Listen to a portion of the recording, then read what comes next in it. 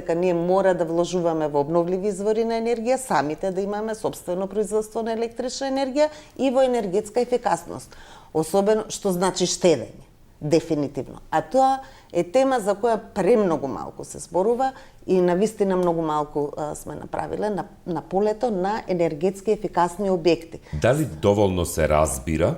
Мислам Малку дека се не. зборува, недоволно дали се разбира мислам доволно? дека и не е доволно јасно што значи енергетски ефикасен објект и гледам од статистиката последниот попис дека само мислам 33% од зградите се енергетски ефикасни во Од зградите, а Македонија. те куќите да не почнеме да ги... Што е поразително. А некако имаше некои субвенции, нели, и преку Министерството за економија и за граѓаните, ама сито тоа не е доволно ниту објаснето, ниту пласирано како информација до граѓаните, ниту пак мислам дека има доволно информации за тоа што тоа за нив ќе значи, за нивниот домашен буџет. Бидејќи инвестирањето во енергетска ефикасно фасада, ПВЦ прозори, врати и така натаму, на после период, мислам, некој веќе се овие цени на струјата веројатно и побрзо, 7-8 години, веќе вие сте ga исплатиле својата инвестиција и понатаму се вие заштеда. Што значи на некој среден рок за самите домаќинства значи заштета на буџетот, но мислам дека се уште тоа не е доволно јасно и сега веројатно со овие цени на електрична енергија ќе биде актуализирано.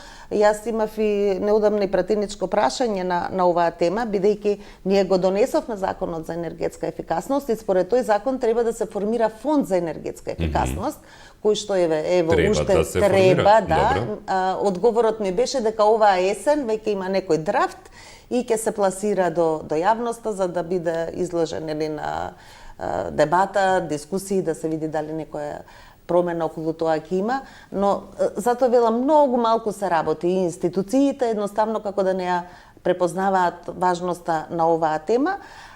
Се надевам дека еве сега ова есен на вистина. Зошто е важен тој фонд? Затоа што дава одржливост на целиот процес на воведување енергетска ефикасност.